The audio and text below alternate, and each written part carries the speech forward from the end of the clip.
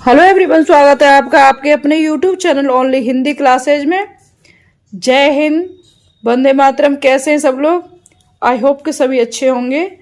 आज का हमारा टॉपिक है अलंकार एवं उसके भेद। हम अलंकारों को विस्तार से समझने वाले हैं।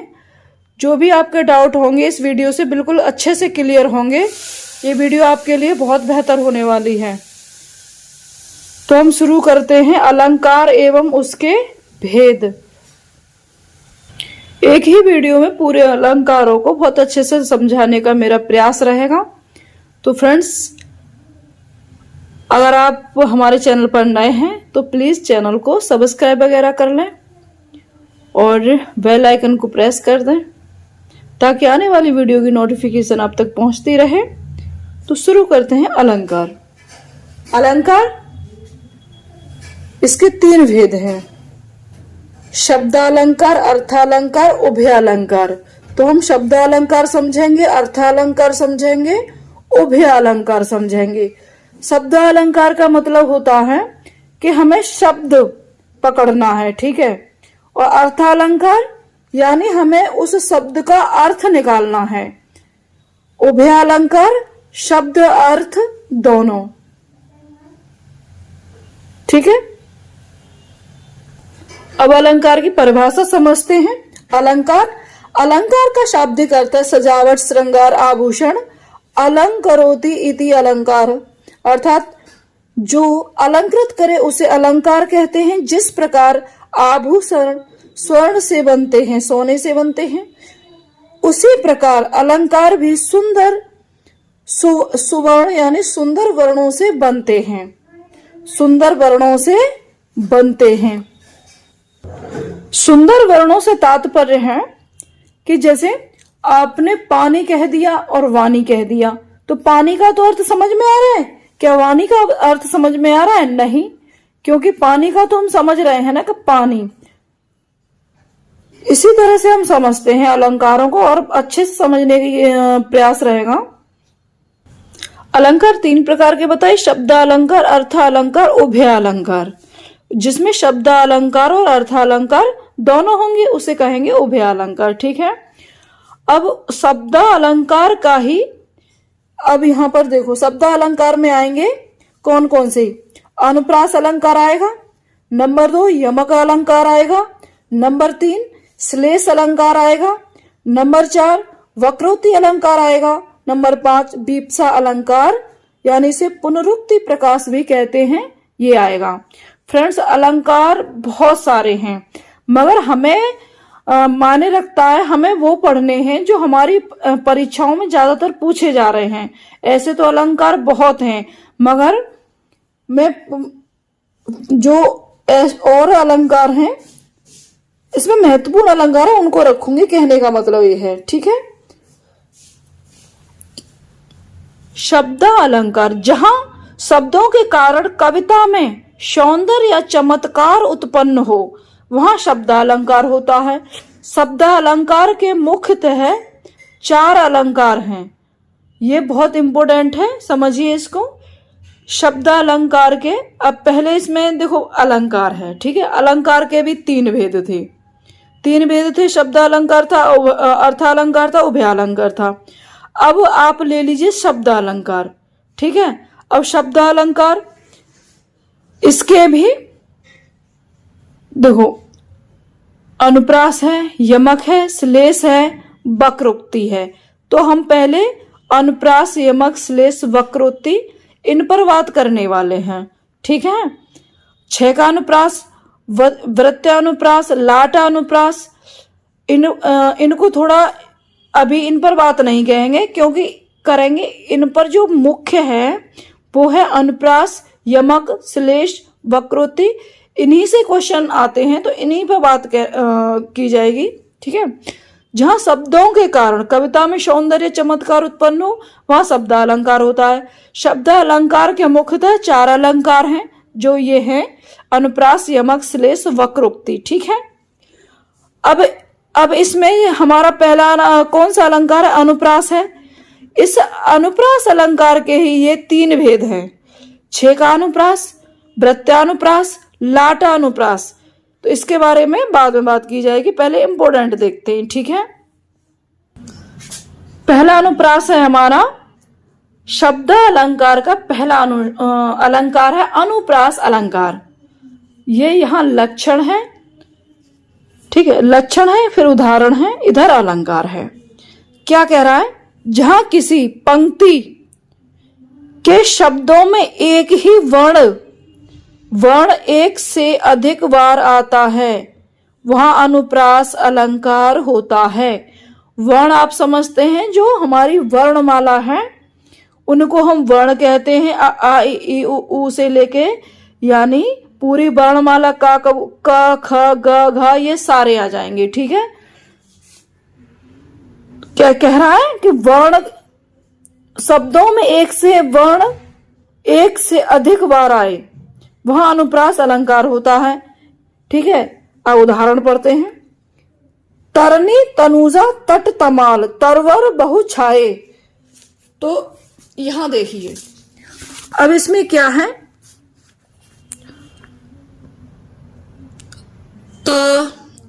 सॉरी, यहां देखो, त त त त त त त त त कहने का मतलब 5 बार ता आ रहा है। कितनी बार ता आ रहा है, ये हलंत नहीं होगा, सॉरी, 5 बार हमारा ता आ रहा है, ठीक है। ता कहाँ है, ये त त त त त तरनी तनुजा तट तमाल तरवर बहु छाए। तो यहां पर किसकी आवृत्ति हो रही है, वर्ण की आवृत्ति हो रही है। ता वर्ण बार बार आ रहा है, ठीक है। तो यहाँ ता वर्ण की आवृत्ति हो रही है, इसलिए इसे पहचानने का जो सिंपल तरीका है, हमें एक समान वर्ण देखने हैं, ठीक है। आपको समझ में आया होगा, और वर्ण कौन से हैं ये भी आपको पता चल गया होगा। तो वहां अनुप्रास अलंकार होगा, ठीक है। अब नेक्स्ट देखते हैं यमक।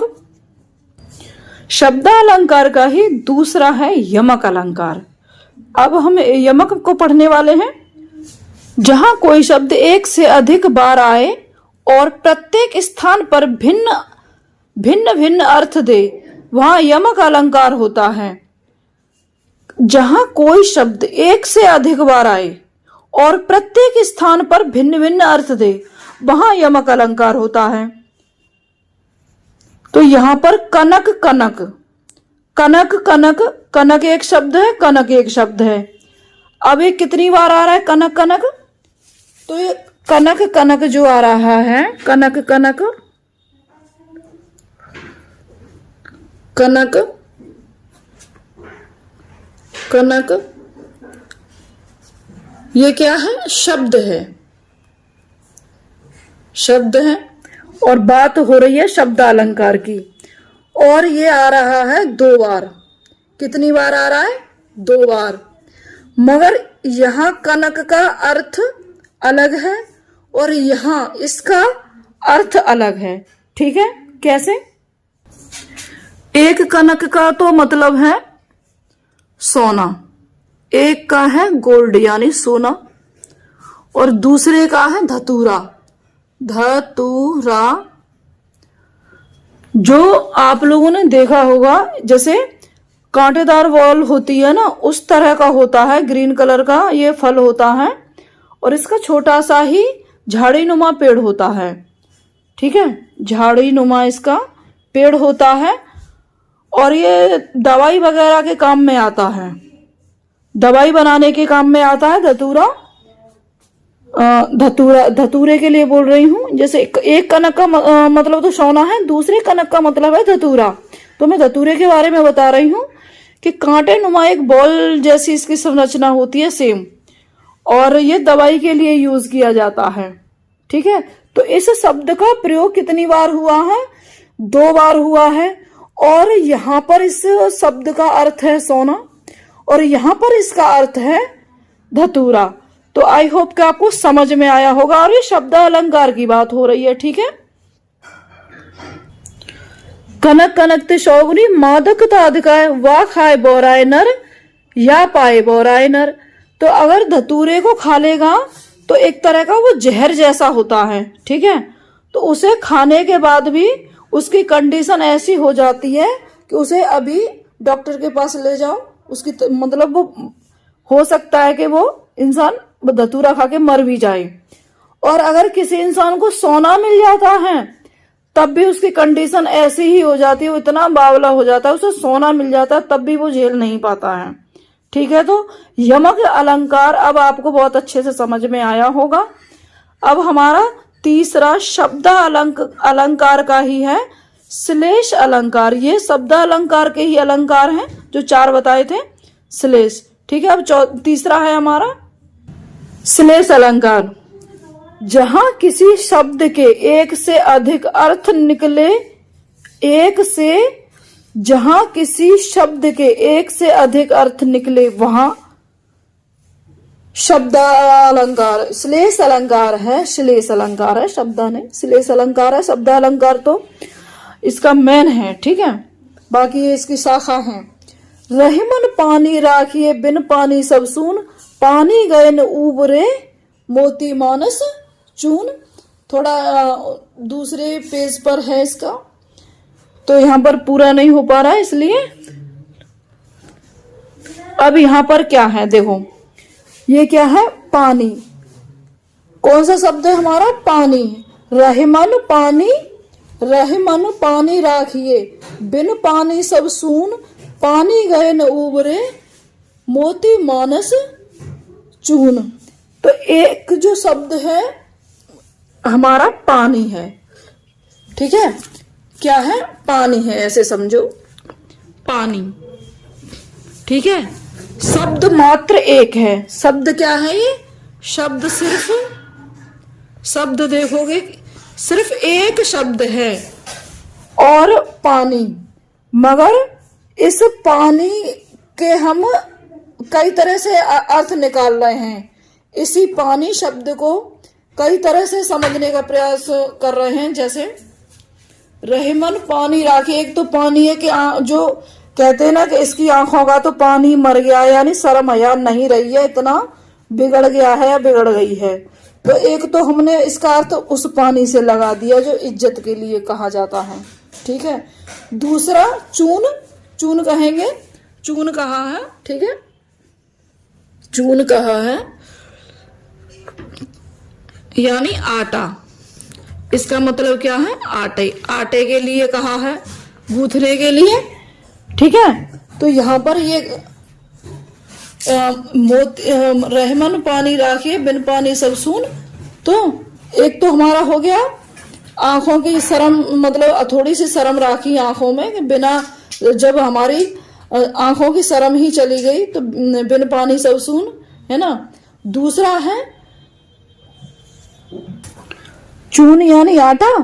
तो यहाँ क्या हो रहा है कि ये शब्द एक है मगर अपने हिसाब से उसको अपने अपने हिसाब से उसका अर्थ निकाला जा रहा है। तो अब जैसा कि कहा है शब्द अलंकार, तो शब्द से ही तो अर्थ निकल रहा है। अर्थ हमारा काय से निकल रहा है, शब्द से, हमें शब्द पकड़ना है, ठीक है। और श्लेष का मतलब है चिपके रहना, श्लेष का मतलब है चिपके रहना। तो एक जैसे ही शब्द आपको देखने के लिए मिलेंगे शब्द अलंकार में ही। अब ये चौथा है वक्रोक्ति अलंकार, ठीक है। ऐसे समझ लो कि अलंकार के 3 पुत्र हैं, शब्द अलंकार, अर्थ अलंकार, उभय अलंकार।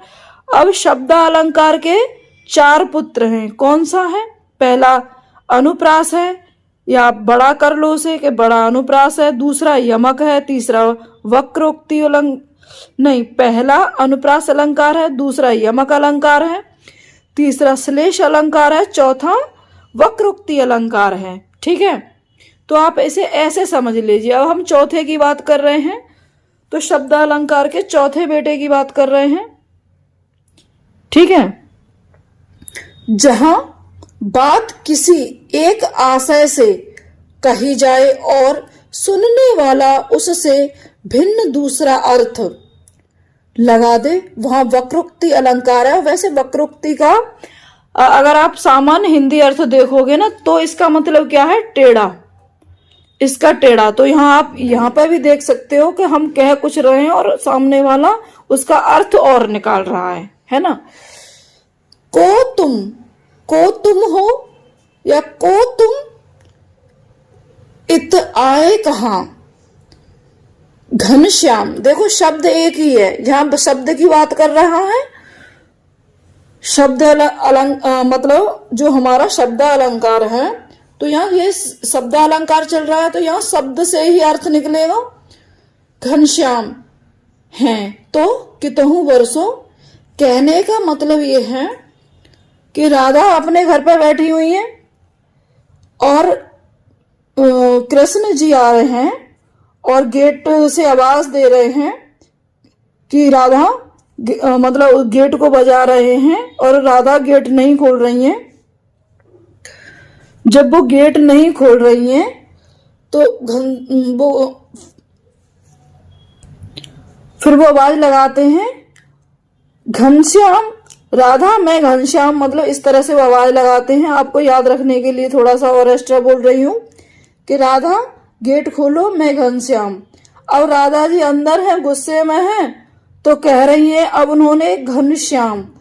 तो घनश्याम किसको कहेंगे, बादलों को, बादलों को ही तो कहते हैं घनश्याम, ठीक है, यानी घनश्याम काले बादल, ठीक है।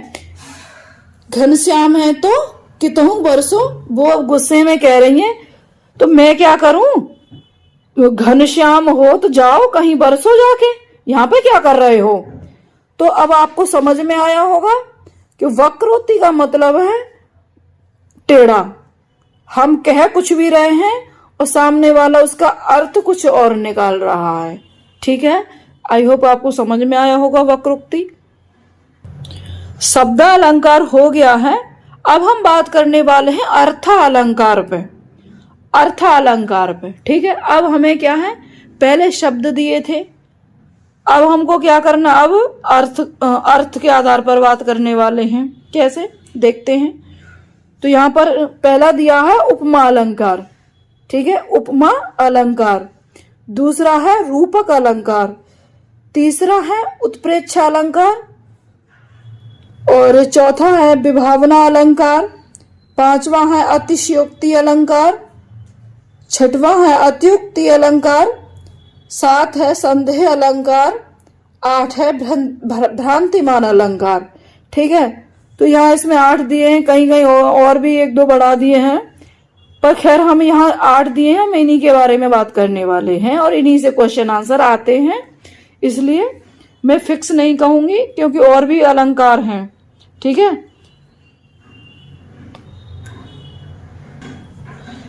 अर्थ अलंकार, हम इसकी परिभाषा समझते हैं। जहां अर्थ के कारण कविता में रमणीयता का भाव आ जाता है या रमणीयता आ जाती है, वहां अर्थ अलंकार होता है, वहां अर्थ अलंकार होता है।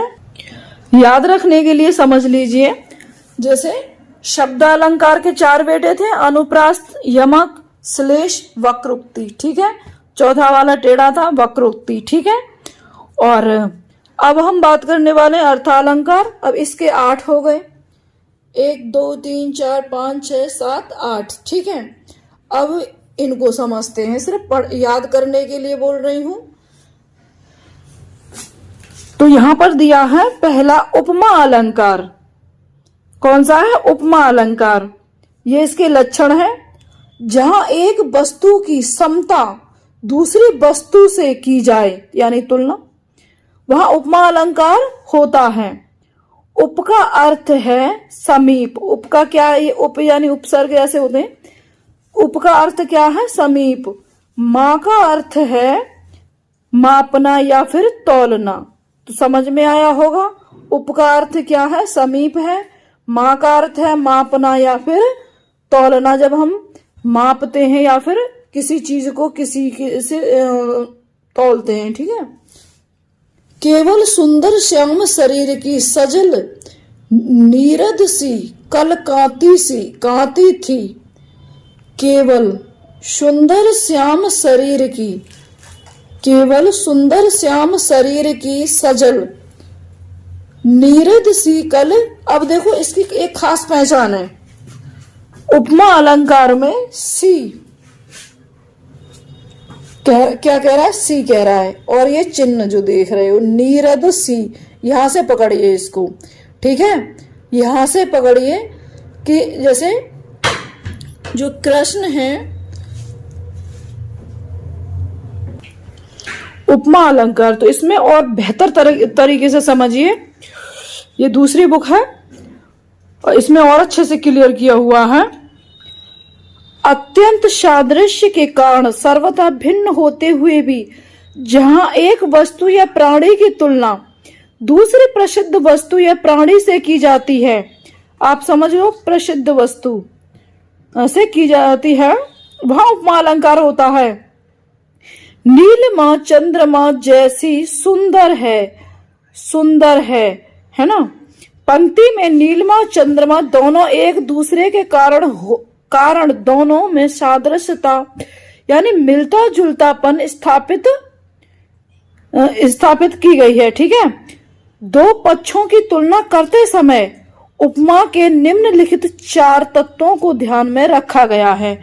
इसमें 4 तरह से आपको क्लियर किया जाएगा ताकि कहीं से भी कोई क्वेश्चन छूटे ना आपका।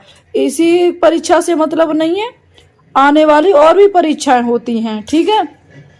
तो यहाँ वैसे तो अगर इसकी बात की जाए तो शब्द में एक तो तुलना और देखा जाए सा सी से, ठीक है। अभी तुलना वाले ही शब्द हैं, ये आ जाए तो आप समझ लीजिए कौन सा अलंकार है, उपमा अलंकार है, ठीक है। टाइम बेशक लग रहा है मगर समझ में आना जरूरी है, समझ में ना आए तो फिर क्या रहा। तो यहाँ पर पहला उदाहरण देखते हैं, उपमेय जिसको उपमा दी जाए, ठीक है। उपमेय जिसको उपमा दी जाए अर्थात जिसका वर्णन हो रहा है उसे उपमा उपमेय या प्रस्तुत कहते हैं, ठीक है। चांद सा, अभी आपने डैश देखी और सा सी बोला। सुंदर मुख, इस उदाहरण में मुख उपमेय है, यानी हम जो मुख की तुलना किससे कर रहे हैं, चांद से कर रहे हैं, चंद्रमा से कर रहे हैं, ठीक है। ये हमारा पहला उदाहरण है। अब हम देखने वाले हैं दूसरा पॉइंट समझिए। उपमान वह प्रसिद्ध वस्तु या प्राणी जिससे उपमेय की तुलना की जाए उपमान कहलाती है, उसे अप्रस्तुत भी कहते हैं। वो है नहीं सामने, ठीक है। अब चंद्रमा, अगर हम दिन में किसी के बारे में बात कर रहे हैं तो क्या चंद्रमा हमारे सामने है, नहीं है, ठीक है।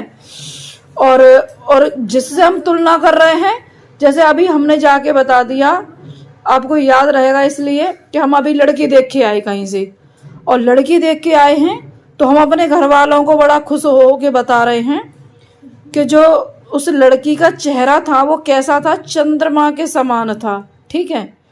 तो ऐसे समझ लीजिए आप।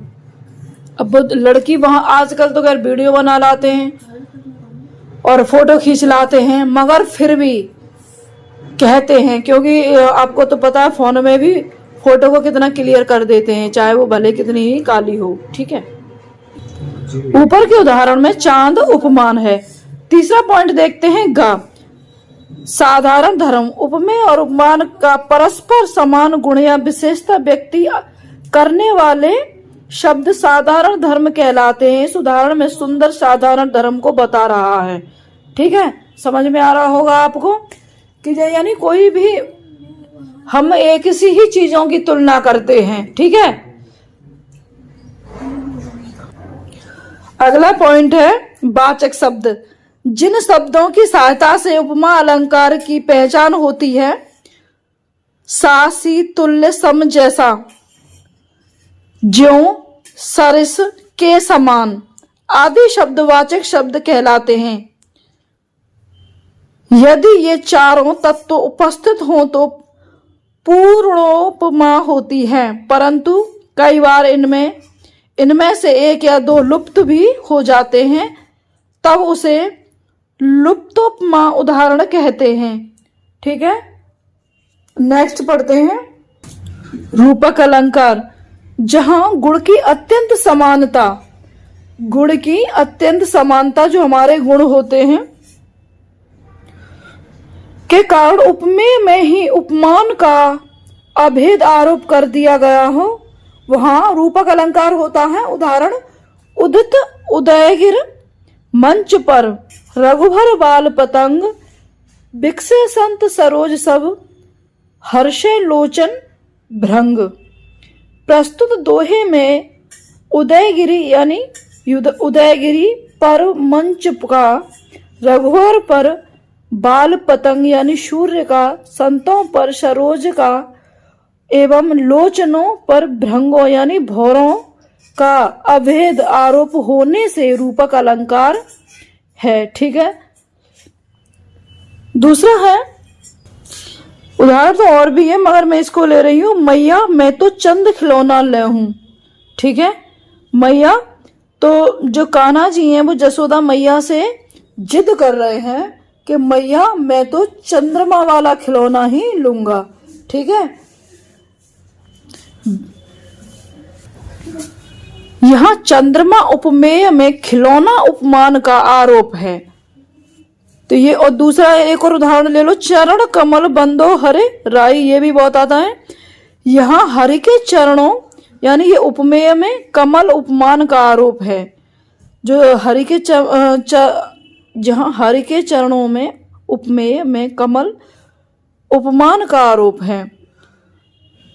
सब प्राणियों के मध्य मनो मयूर, आहा न नचा रहा, आहा नचा रहा, पायो जी मैंने राम रतन धन पायो। तो इसमें क्या है, उपमा अलंकार है। नेक्स्ट है जो बिल्कुल सरल है और बहुत अच्छा है, उत्प्रेक्षा अलंकार की बात करने वाले हैं। उत्प्रेक्षा, ये तो बहुत ही ज्यादा सरल है, इसे तो बस पहचानो और टिक कर दो। ठीक है। जहां उपमेय में उपमान की संभावना अथवा कल्पना कर ली गई हो, कल्पना कर ली गई हो, वहां उत्प्रेक्षा अलंकार होता है। इसके बोधक शब्द हैं मनो मानो, मनो मानो मनु मनहु, जानो जनु जनहु ज्यों आदि, ये इसके उदाहरण हैं। मानो माई घन घन अंतर दामिनी, घन दामिनी दामिनी घन अंतर, शोभित हर ब्रज भामिनी। तो मानो आ गया यहाँ पर, तो आप यहाँ से ही लग जाएगा, पता चल जाएगा कि इसमें उत्प्रेक्षा अलंकार है। ठीक है। उपयुक्त काव्य पंक्तियों में राम रास लीला का सुंदर दृश्य दिखाया गया है। रास के समय पर गोपी को लगता था कि कृष्ण उसके पास नृत्य कर रहे हैं। गोरी गोपियां और श्याम वर्ण कृष्ण मंडलाकार नाचते हुए ऐसे लगते हैं मानो बादल और बिजली, बादल और बिजली, बादल साथ साथ शोभायमान हो रहे हैं। यहाँ गोपिकाओं में बिजली की और श्री कृष्ण में बादल की संभावना की गई है, अतः यहाँ पर उत्प्रेक्षा अलंकार है। दूसरा उदाहरण देख लो, चमचमात चंचल नयन, चमचमात चंचल नयन, ब्रज घूंघट पट छीन, मनहु सुर सरिता विमल, जल अछरूत जुगमीन। तो यहां पर देखो मनहु आ गया ना, मनहु।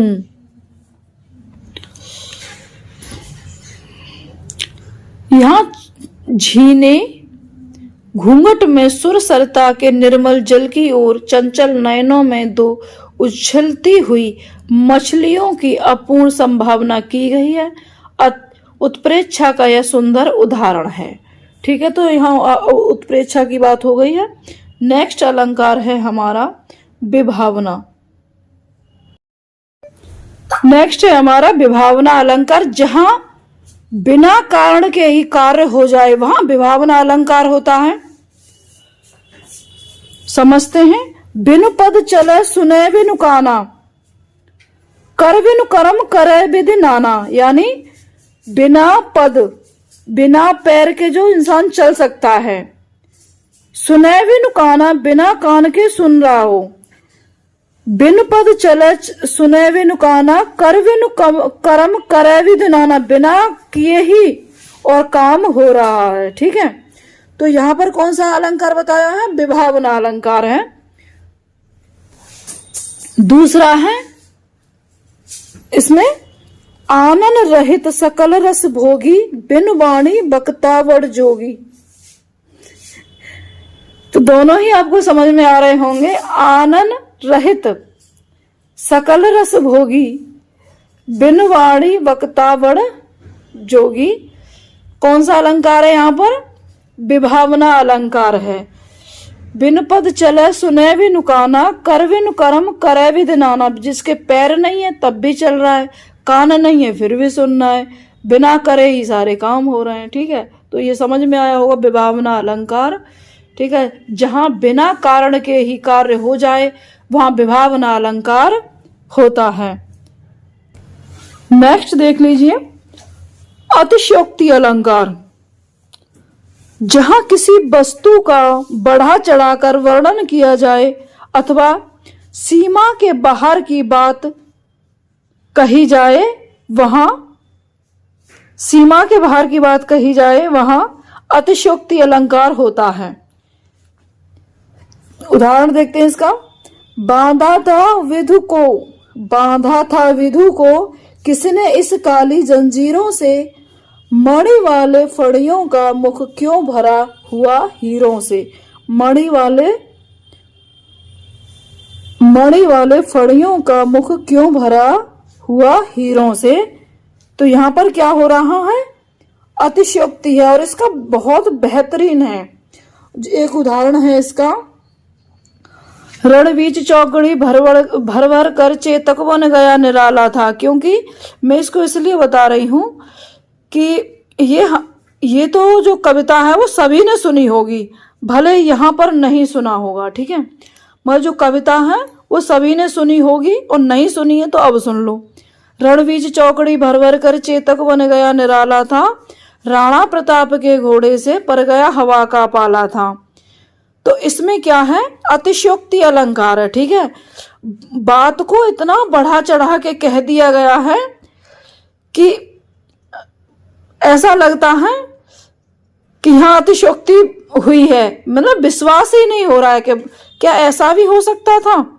है राणा की पुतली फिरी नहीं तब तक चेतक मुड़ जाता था। इसमें एक लाइन है कि जब तक उसके राणा साहब की पुतली नहीं फिरती थी चेतक तब तक मुड़ जाता था। क्या ये संभव है? तो यहाँ क्या होगा? अतिशयोक्ति अलंकार होगा कि जब बात को इतना बढ़ा चढ़ा के बोला जाए। ठीक है, इसको देख लो। अत्युक्ति अलंकार है। जहां किसी वस्तु का बड़ा चढ़ाकर वर्णन है और झूठा प्रतीत हो वहां अत्युक्ति अलंकार होता है। लखन सकोप वचन जब बोले, डगमगन मही दिग्वज डोले। अतिशयोक्ति और अनुक्ति ये एक जैसे लग रहे हैं, थोड़ा बहुत ही अंतर होता है। ठीक है, मगर जो यूपी टेट है, सी टेट है या छोटी मोटी परीक्षाओं ऐसे जो पूछता है अलंकार, वो पूछता है बड़ी बड़ी क्लासों में और आपको गुमराह करने के लिए। ठीक है, अतिशयोक्ति जैसा ही मिलता जुलता है ये। ठीक है, अगला देखते हैं संदेह अलंकार। इसको समझते हैं अच्छे से। जहां किसी वस्तु को देखकर संशय बना रहे, निश्चय न हो, वहां संदेह अलंकार है ना। अब ये बड़ा फेमस है। इसमें सारी विच नारी है, सारी विच नारी है कि नारी विच सारी है कि सारी ही की नारी है कि नारी ही की सारी है। तो यहां क्या कह रहा है कि जब हम किसी चीज को दूर से देखते हैं, ठीक है, तो सारी विच नारी है, पता नहीं चल पा रहा है। यहां पर संदेह बना हुआ है कि समझ में नहीं आ रहा है। और ये तब होता है जब हम थोड़े दूर हों कि साड़ी के बीच में नारी है या नारी के बीच में साड़ी है। ठीक है, या फिर नारी की ही साड़ी है या फिर साड़ी की ही नारी है, इस तरह का। तो यानी यहाँ क्या है? संदेह बना हुआ है।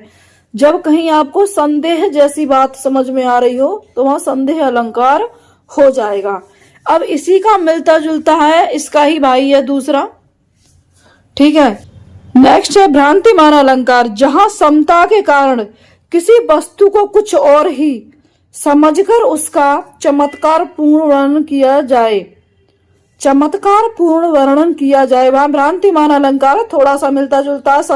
भ्रांतिमान अलंकार का ये सबसे बेस्ट उदाहरण है नाक का मोती अधर की क्रांति से, बीज दाडिम का समझकर भ्रांति से, देखकर सहसा हुआ सुख मौन है, सोचता है अन्य सुख यह कौन है।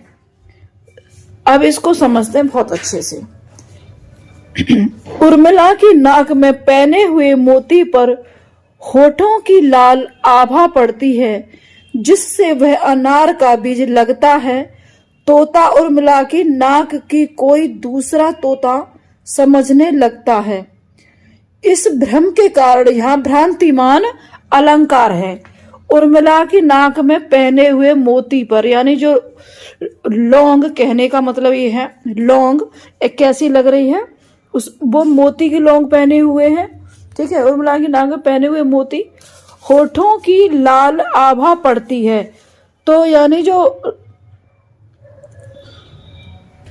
वो इतना चमकता है नाक का मोती के, जो उसने होठी पर जो लाली लगाई है उसकी आभा उस मोती पर पड़ती है, जिससे लौंग कह लो या फिर जो नथ टाइप की होती है ना, उसका कहो। लौंग का तो होठों तक नहीं आएगा ना, नथ का आएगा, नथ पहने हुए हैं, आभा पड़ती है, जिससे वह अनार का बीज लगता है। और तोते को क्या लगता है, वो अनार का बीज लगता है। तोता उर्मिला की नाक की कोई दूसरा तोता समझने लगता है। इस भ्रम के कारण यहाँ भ्रांतिमान अलंकार हुआ है। तो आपको समझ में आया होगा। अलंकार तो और भी बहुत सारे हैं, पर ये सब नहीं आने वाले हैं। जो आने ज्यादातर तो पूछता है, मैंने अब तक देखा है इस बार भी सीटेट में अनुप्रास अलंकार को ही पूछा है। ठीक है, तो अनुप्रास, यमक, श्लेष, वक्रोक्ति, वक्रोक्ति को भी मैंने कम ही देखा है। उपमा अलंकार, रूपक अलंकार और उत्प्रेक्षा अलंकार, इसको पूछता है। और साथ ही आपको इस बात का ज्यादातर ध्यान रखना है कि शब्द अलंकार कौन सा है और अर्थ अलंकार कौन सा है। तो मैंने बहुत अच्छे से समझाने का प्रयास किया है, इन्हीं में से क्वेश्चन आएंगे। आई होप कि आपको वीडियो समझ में आई होगी। ये मैंने एक दो बुक से ही कराया है, क्योंकि जहां से मुझे सही लगा है वहां से, क्योंकि इजी तरीके से आपकी समझ में आ जाए, कहने का मतलब ये है। ठीक है, तो फ्रेंड्स कमेंट बॉक्स में मुझे कमेंट करके जरूर बताएं कि वीडियो आपको कैसी लगी। मिलते हैं नेक्स्ट वीडियो में।